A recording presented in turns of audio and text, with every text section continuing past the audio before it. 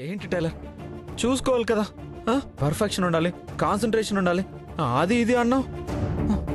ఇప్పుడు నీ కాన్సన్ట్రేషన్ ఏమైంది? నేనేమి నీకు గుర్తు రావట్లేదు కదా.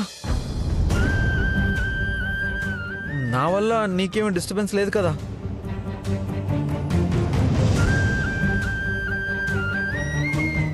మరెందుకు గుచ్చుకున్నావు? చూడు చూడు ఎంత బ్లడ్ వస్తుందో.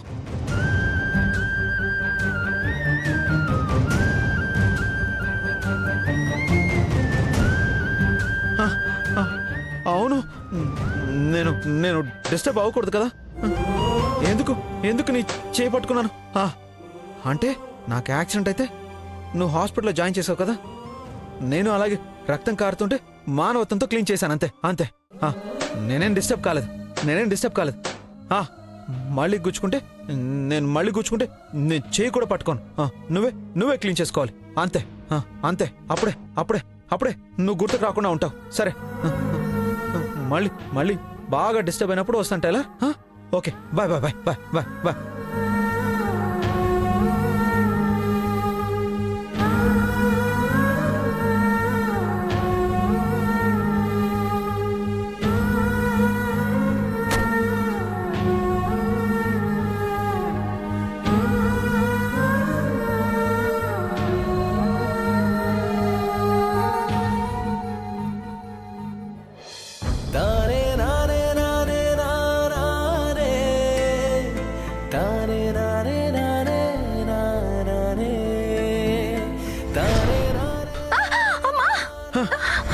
టైలర్ టైలర్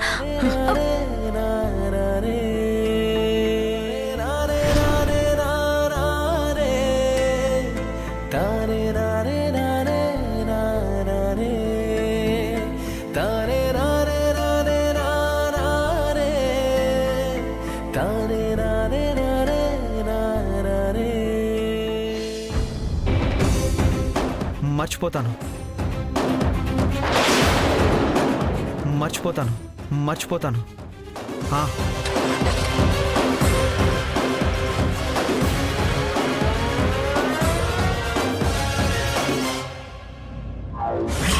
విక్రమ్, విక్రమ్, ఏంటమ్మా? నాని ఇంతసేపు నీతోనే ఉన్నాడు కదా, కనిపించటం లేదు. ఎక్కడికి వెళ్ళాడు? ఆ టైలర్ దగ్గరికి వెళ్ళాడమ్మా.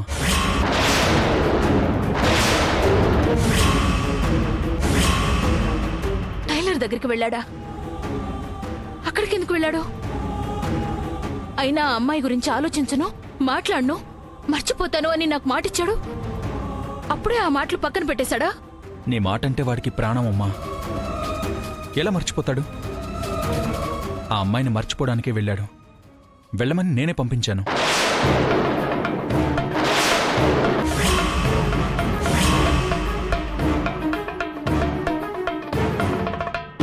ఏం మాట్లాడుతున్నావురా? నువ్వెందుకు పంపించావు? వాడి మనసు మార్చడానికి నేనెంత కష్టపడ్డాను. నాకు మాటిచ్చి ఆ అమ్మాయిని మర్చిపోయాడనుకుంటే మళ్ళీ ఎందుకు పంపించావు? జరిగిందంతా మర్చిపోయావా? నేను చెప్పింది అర్థం కాలేదా?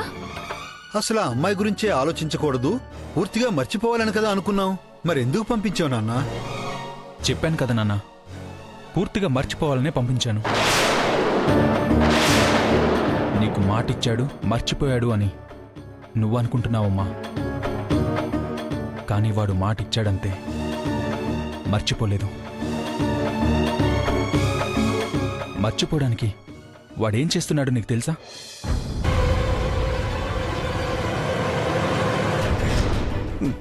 టైలర్ని మర్చిపోతున్నా నాన్నయ్య. అవునా? ఎలా మర్చిపోతున్నావు?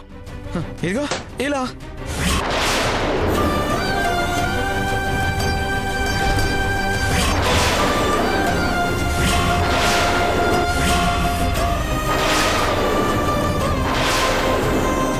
మనసుకు నచ్చిన అమ్మాయిని మర్చిపోవడానికి ప్రయత్నించడమే పెద్ద శిక్ష అయితే, ఆ ప్రయత్నంలో మళ్ళీ వాణ్ణి వాడే శిక్షించుకుంటున్నాడమ్మా.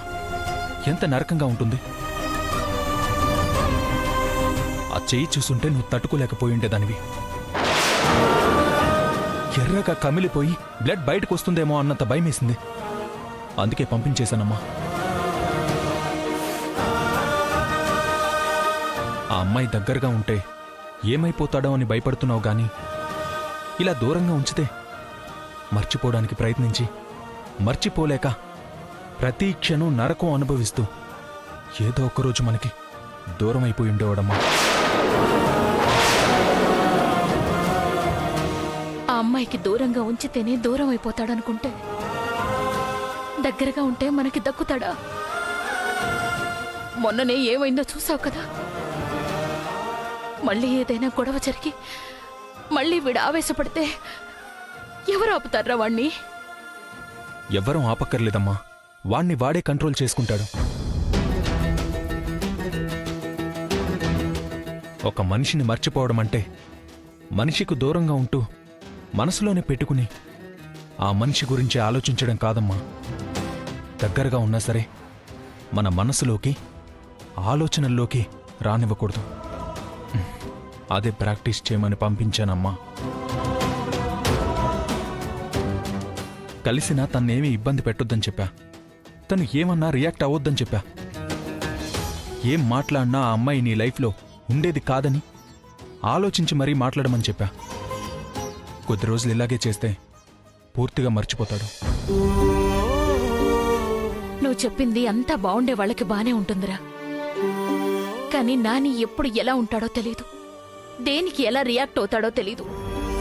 ఆ సమయానికి ఆవేశం వస్తే నువ్వు చెప్పింది నేను చెప్పింది ఏది గుర్తుండదురా వాడికి. అంతా తెలిసి ఎందుకిలా చేశావు?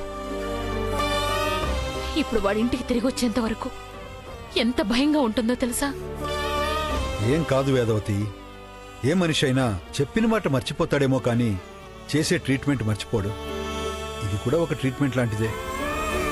అయినా చిన్నప్పటి నుంచి ఇలా ఆలోచించి నలుగురిలో కలవనివ్వకపోవడం వల్లే ఇలా ఉన్నాడేమో. ఇది కూడా ప్రయత్నించి చూద్దాం. మార్పు వస్తే మంచిదే కదా.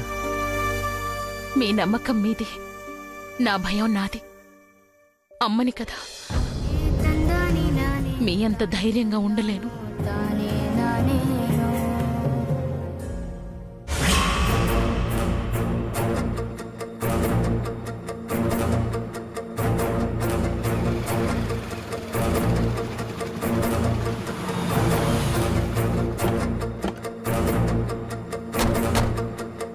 న్యూసెన్స్ చాలా ఎక్కువైంది ఎస్ఐ గారు. డబ్బులు ఇవ్వందే వెళ్ళదంట. డబ్బులు తీసుకున్నాం నిజమే, అలాగని ఇంట్లో వచ్చి తిష్ట వేస్తారా? కొంచెమైనా టైం ఇవ్వాలి కదా. మీరేం టెన్షన్ పడొద్దు మేడం. లాయర్లు పోలీసులు ఆ మాత్రం ఒకరికొకరు సపోర్ట్ చేసుకోపోతే ఎలా? వెళ్ళను అంటోంది కదా. సారు నన్ను వదిలేయండి, దండమని పరిగెత్తించేలా చేయకపోతే నా పేరు ఎస్ఐ సాయి ప్రసాదే కాదు. పదండి మేడం.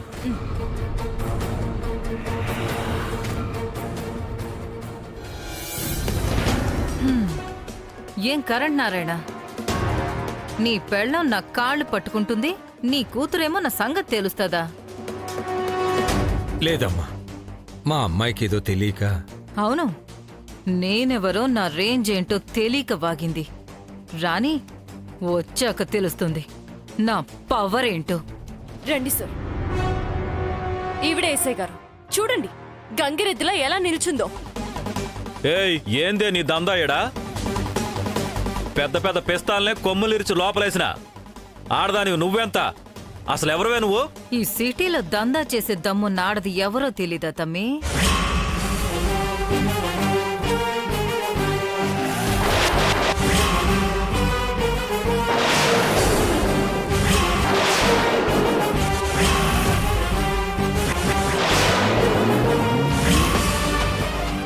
చాముండక్క నువ్వా?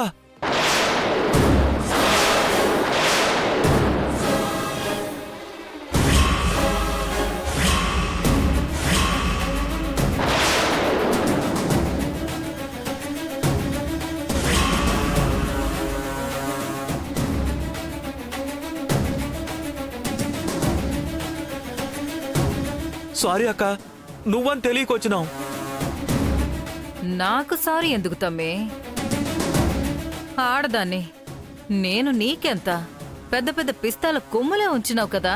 అరే ఊరుకో అక్క, యూనిఫామ్ వేసుకున్నాక 100 చెప్తాం. అన్నీ అవుతాయా ఏంది?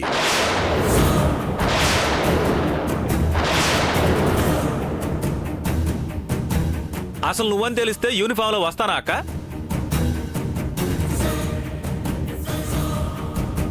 ఎలా ఉన్నావక్క? నిన్నే పెళ్లి చేసుకున్నావట కదా? బావ ఎలా ఉన్నాడు? పెళ్లికి వద్దాం అనుకున్నానక్క. సీఎం మీటింగ్కి డ్యూటీ చేశారు, కుదరలేదు.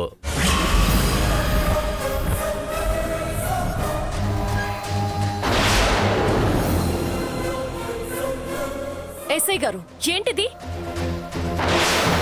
మీరేదో యాక్షన్ తీసుకుంటారని మీకు కంప్లైంట్ ఇస్తే ఇక్కడ ఈవిడ కాళ్ళ దగ్గర కూర్చొని కబుర్లు చెప్తున్నారా?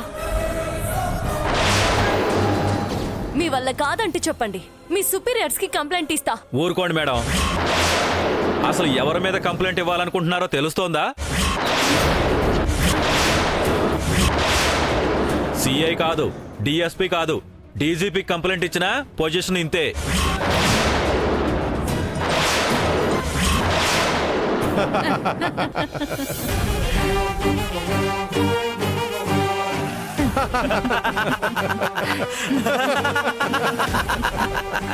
ఇవనే తమ్మి, లాయరమ్మ సరదా పడుతుంది కదా. ఊరుకో అక్క. ఏదో పాపం అమ్మాయి నువ్వెవరో తెలియక ఆవేశపడుతుంటే అర్థమయ్యేలా చెప్పాలి కదా. చూడండి మేడం, అక్క సంగతి మీకు పూర్తిగా తెలీదు. మీకిచ్చిన అప్పు అక్కకు పెద్ద లెక్కేం కాదు. కానీ అక్క వదిలేయాలనుకుంటే కోర్టైనా వదిలేస్తుంది. పట్టుబడితే పైసా కూడా వదలదు.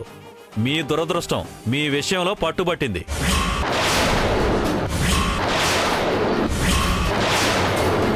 ఒక్క విషయంలో మాత్రం మీరు చాలా అదృష్టవంతులు.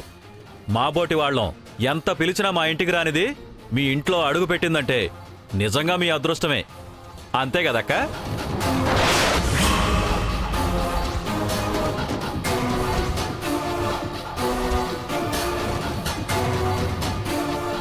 నీ అభిమానంలే తమ్మే. కాబట్టి అక్క ఇంట్లో ఉన్నంతసేపు జాగ్రత్తగా చూసుకుని పైసలిచ్చి తొందరగా పంపించేయండి. ఇచ్చేస్తారులే అక్క. వెళ్ళొస్తానక్క. మంచిది తమ్మే. ఆ, అక్క, నా ప్రమోషన్ సంగతి ఆదివారం పార్టీలో గుర్తు చేతమే. అక్కడే డీజీపీతో మాట్లాడి సెటిల్ చేద్దాం. థ్యాంక్స్ అక్క. మళ్ళీ చెప్తున్నా మేడం, అక్కతో పరేషాన్ వద్దు. తొందరగా తేల్చి పంపించేయండి. అక్క వస్తానక్క. పదండి.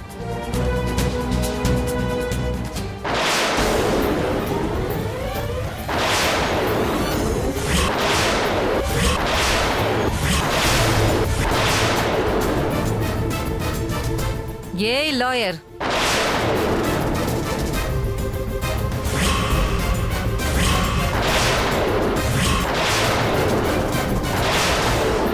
ఇంతేనా? ఇంకెవరికైనా కంప్లైంట్ ఇస్తావా?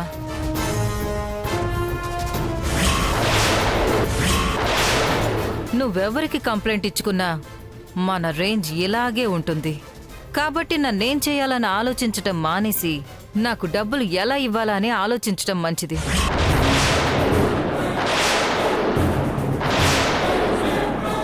చీకటి పడకముందే ఏదో ఒకటి చేసి పంపించేస్తే మంచిది.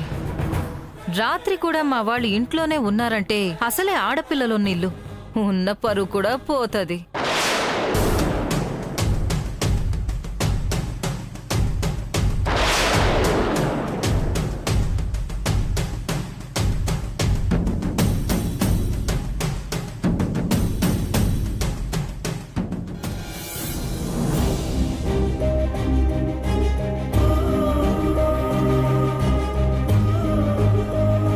నాని వచ్చేస్తున్నాడు కదా వేదవతి, ఇంకా ఎందుకు టెన్షన్ పడుతున్నావు? కొంతమంది పిల్లల గురించి ఆలోచించకపోయినా పర్వాలేదు. కొందరికి ఆసరాగా ఉంటే సరిపోతుంది. కానీ నా బిడ్డ అలా కాదండి. ప్రతి క్షణం కనిపెట్టుకుని ఉండాల్సినవాడు. కళ్ళ ముందుకొచ్చేంత వరకు భయంగానే ఉంటుందండి. అమ్మా, అమ్మా, అమ్మా, నాని, నాని, అమ్మా, ఎందుకు ఏడుస్తున్నావు? నువ్వు ఏడవకూడదని నేను ఆ టైలర్ని మర్చిపోలేనే కదా వెళ్ళాను. నువ్వు ఏడవద్దమ్మా. అమ్మ ఏడవట్లేదు నాని. బాగా ఇష్టమైన పిల్లల్ని చూస్తే ఏ అమ్మ కళ్ళలోంచైనా అలా నీళ్ళు వచ్చేస్తాయంతే. సరే కానీ నేను చెప్పిన ట్రిక్ వర్కౌట్ అయిందా? టైలర్ని కలిసావా? సూపర్గా వర్కౌట్ అయిందన్నయ్య. టైలర్ దగ్గరికి వెళ్ళా. ఎదురుగా కూర్చొని అస్సలు మాట్లాడలేదు. నాకు కోపం కూడా రాలేదు. అసలు అసలు ఏమీ అనలేదు అన్నయ్య. ఇంట్లో ఉంటే నాకు టైలరే గుర్తొచ్చి తల పిచ్చెక్కినట్టు అయిపోయింది. ఇప్పుడు చూడు ఎంత రిలాక్స్గా ఉందో. ఇది వర్కౌట్ అవుతుంది అన్నయ్య. నాకు టైలర్ ఎప్పుడు గుర్తొచ్చినా నేను ఇలాగే చేస్తాను. అమ్మా అమ్మా నువ్వు బేడోకు. నేను టైలర్ని మర్చిపోతానులే. అమ్మా నాకు చాలా ఆకలిస్తుంది, భోంచేద్దామా? పద నాన్న, రండి.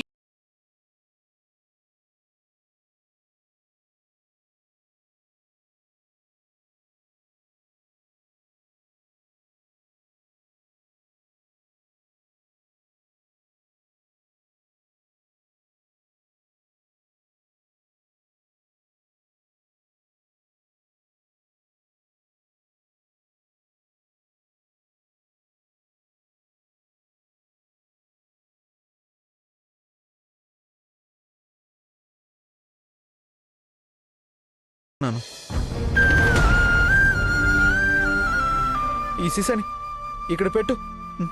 చెప్తా, పెట్టమ్మా.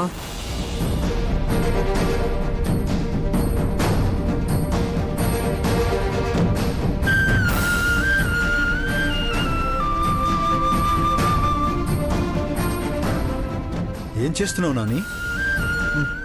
నానా, అన్నయ్య చెప్పింది ప్రాక్టీస్ చేస్తున్నా. మనకిష్టమైంది మన ఎదురుగా ఉన్నా కూడా తినకుండా కంట్రోల్ చేసుకుంటేనే వదిలేసినట్టు కదా. కదా అన్నయ్య? అవును నాని. మరి నేను అదే చేస్తున్నా. నాకెంతో ఇష్టమైన ఆవకాయ ఎదురుగా పెట్టుకొని కూడా తినకుండా ఉండడానికి ట్రై చేస్తున్నా. మళ్ళీ ఎప్పుడైనా ట్రై చేద్దు కనిలేనన్నా. కొత్త ఆవకాయ కదా, నీకిష్టం కదా. 2 ముద్దలు కలిపి పెడతాను. అమ్మా ఏంటమ్మా అక్కడ పెట్టి ఆ టైలర్ మర్చిపోవాలంటావు. మర్చిపోవాలని ట్రై చేస్తే వద్దంటావు. ఇలా అయితే ఎలా మర్చిపోతాను? నువ్వు ఫస్ట్ ఆవకాయ సీసాను అక్కడ పెట్టు.